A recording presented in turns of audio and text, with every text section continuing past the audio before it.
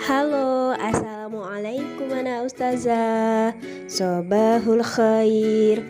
Kaifa halukum? Semoga anak ustazah dalam keadaan sehat walafiat ya nak. Tetap semangat belajarnya. Oke, sebelum kita memulai pembelajaran hari ini anak ustazah, jangan lupa baca doa terlebih dahulu ya nak.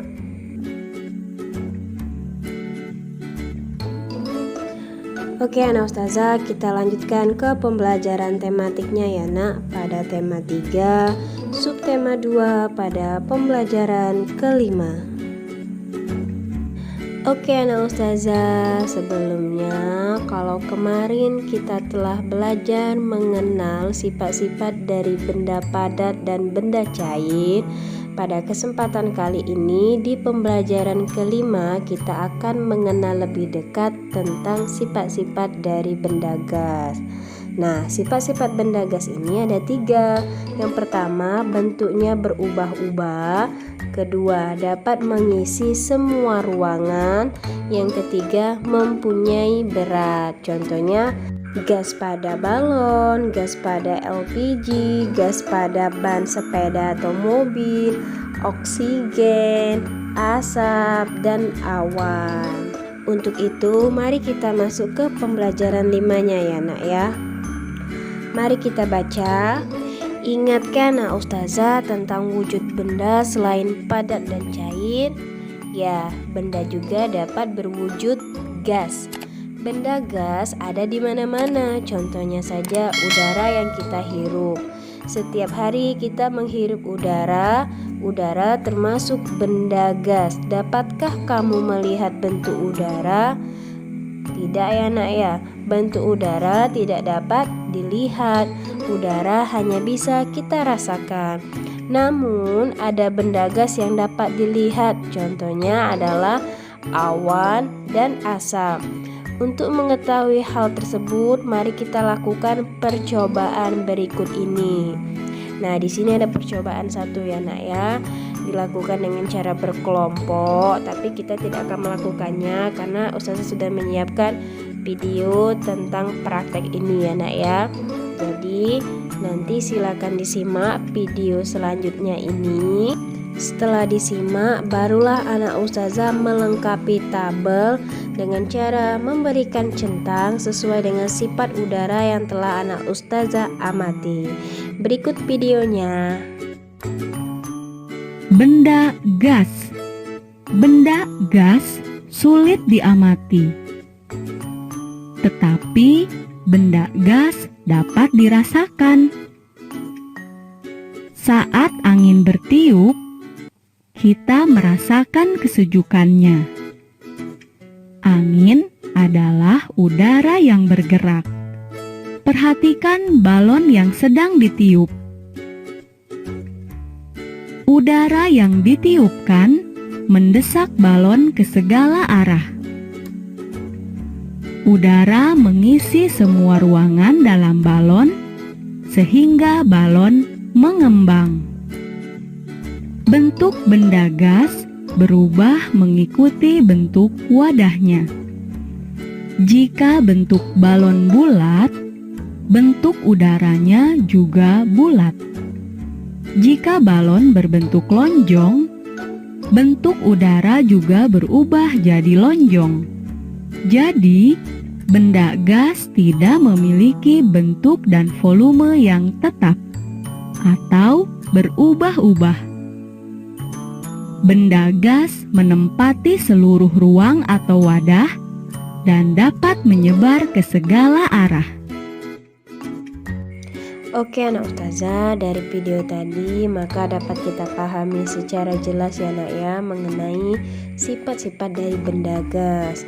Untuk itu maka kita dapat tuliskan nama bendanya yaitu balon. Bentuknya berubah sesuai wadah. Jadi sifat benda gas itu berubah-ubah ya nak ya. Jadi kita centang. Kemudian bendanya tetap walaupun wadahnya berubah, tidak. Kemudian dapat digenggam, tidak ya nak ya, benda gas tidak dapat digenggam. Dan kemudian tidak dapat digenggam, ya kita centang.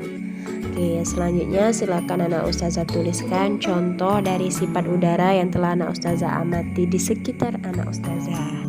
Nah, selanjutnya pada halaman 96 pada percobaan kedua, anak ustazah diminta untuk melakukan percobaan dengan alat dan bahan yaitu benang secukupnya, balon 2 buah, kemudian sebatang lidi atau kayu tipis. Kemudian pertama-tama anak ustazah ditiup dulu ya nak ya balonnya. Kemudian 2 balon tersebut digantungkan pada kedua ujung kayu, jadi dia seimbang. Kemudian perlahan anak ustazah coba tusukkan salah satu balon ya nak ya. Kemudian perhatikan udara yang keluar. Kira-kira apa yang terjadi saat balon setelah ditusuk. Kemudian simpulkan sifat benda gas itu. Lalu apa yang anak ustazah amati atau anak ustazah dapatkan tentang benda gas ini, silakan ditulis hasilnya pada kolom terakhir di halaman 97 ya nak ya. Oke, selanjutnya kita bermain teka-teki ya nak ya, ada pada halaman 98 dan 99. Jadi di sini anak ustazah diminta untuk membuat soal pertanyaan sendiri dan jawab sendiri. Insya Allah anak ustazah pasti bisa ya nak ya. Contoh, ustazah contohkan satu ya. Misal ustazah contohkan untuk pertanyaan menurun dengan soal benda yang sering digunakan untuk penyedap masakan. Oke, ustazah tulis dulu ya nak ya. Nah, kita isi pada huruf K. Itu kan cangkir nak ya, yang K-nya kita tulis menurun yaitu kecap. Nah, seperti itu ya nak ustazah ya. Silakan dikerjakan juga ini nak ya. Selanjutnya di sini ada alat-alat yang biasa kita gunakan untuk menimbang berat ya nak ya. Kita ulangi lagi pembelajaran ini ada pada kelas 2 kemarin, yaitu di situ ada untuk timbangan beras, timbangan badan, timbangan kue, timbangan gantung, timbangan warung, dan ada juga neraca. Nah, nak ustazah, kalau kemarin kita belajar satuan panjang yaitu pada alat-alat ukur pada meteran, meteran saku dan lain sebagainya, maka satuannya yaitu kilometer, sentimeter ataupun meter. Nah, pada satuan berat ini kita menggunakan satuan kilogram. Diingat-ingat ya nak ustazah, maka satuannya yaitu kilogram. Selanjutnya, perhatikan gambar berikut ini. Lani akan menentukan massa benda. Kita bantu Lani yuk nak memilih alat untuk menimbang yang sesuai. Oke, kita langsung ke soal ya nak ya. Nomor 1, di sana ada gambar bayi ya nak ya. Kira-kira kalau bayi itu ditimbangnya menggunakan apa nak?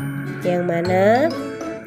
Ya, jawabannya yang terakhir itu ya nak ya. Jadi bayi itu ditimbang dengan menggunakan timbangan gantung.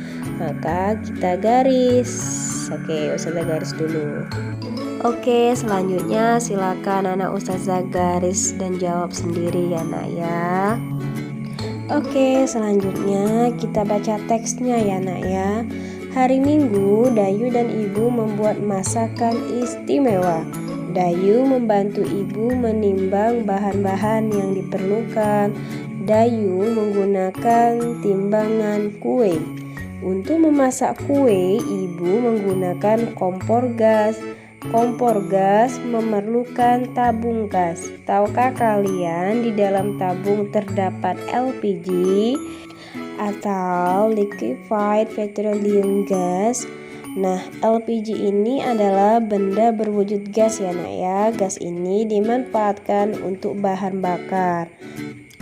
Kelebihan pemakaian LPG dibandingkan bahan bakar lainnya banyak sekali nak ya. Misalnya saja kayu bakar ataupun minyak tanah.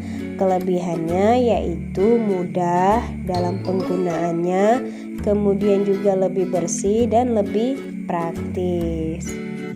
Nah, sekarang anak ustazah kita bantu Lani untuk membaca timbangan kue di bawah ini ya nak ya, dengan menggunakan satuan kilogram dan gram. Sebelumnya pada kelas 2 kita sudah belajar ya nak ya tentang membaca timbangan, maka kita akan mengulang kembali agar anak ustazah lebih paham. Masih ingat tidak anak ustazah kalau 1 kilo itu berapa gram? Ya, jawabannya adalah 1000 gram. Mari kita langsung ke contoh soal ya nak ya. Di sana Lani menimbang ada ayam, ada jagung, dan ada ikan. Kita langsung ke contoh soal yang pertama, yaitu menimbang ayam. Ya, kita lihat nak, pada jarum timbangan itu menunjukkan ke angka 5. Yang pertama ke 5 nak ya. Yang kedua itu menunjukkan ke strip ke 1 ya nak ya, yang ke pertama.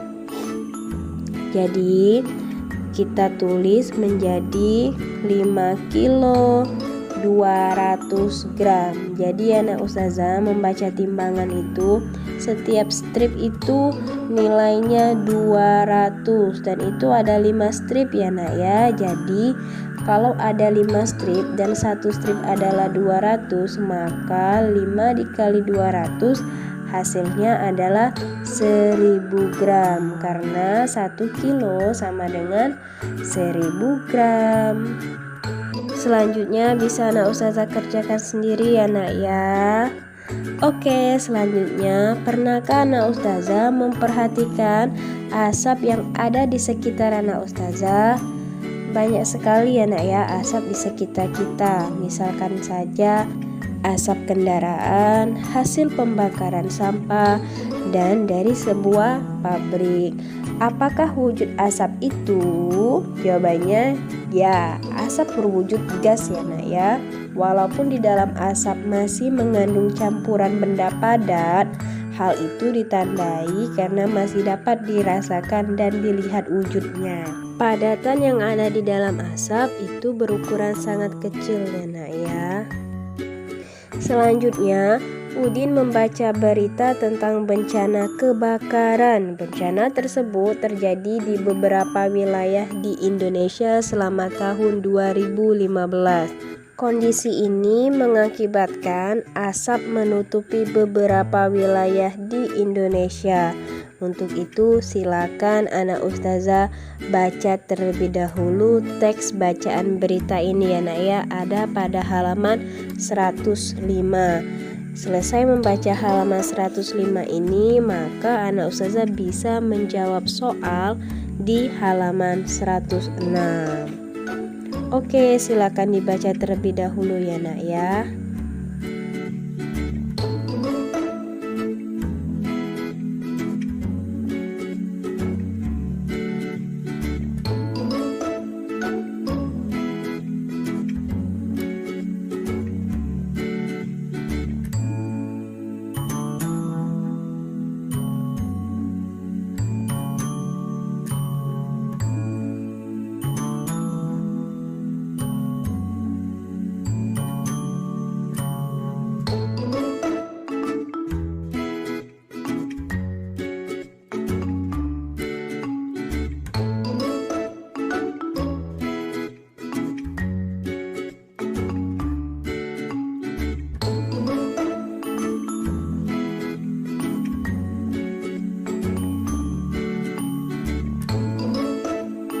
Oke, setelah anak ustazah baca beritanya, maka anak ustazah bisa menjawab soal pertanyaan di halaman 106 ini ya nak ya. Silakan dijawab sesuai dengan teks yang telah anak ustazah baca ya nak ya. Oke, selamat mengerjakan anak ustazah.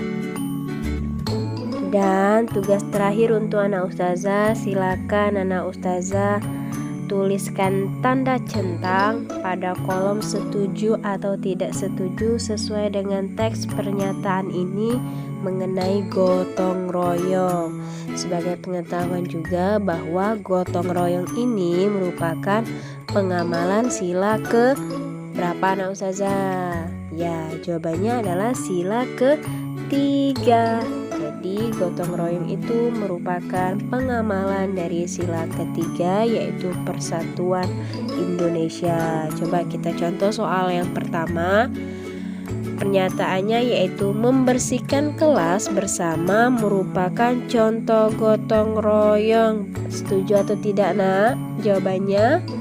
Ya, jawabannya adalah setuju. Maka kita centang setuju. Oke, selanjutnya silakan anak ustazah kerjakan ya, Nak ya.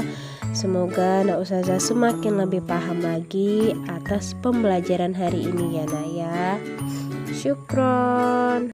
Syukron anak ustazah atas pembelajaran hari ini. Semoga berkah dan anak ustazah semakin paham lagi. Dadah. Wassalamualaikum.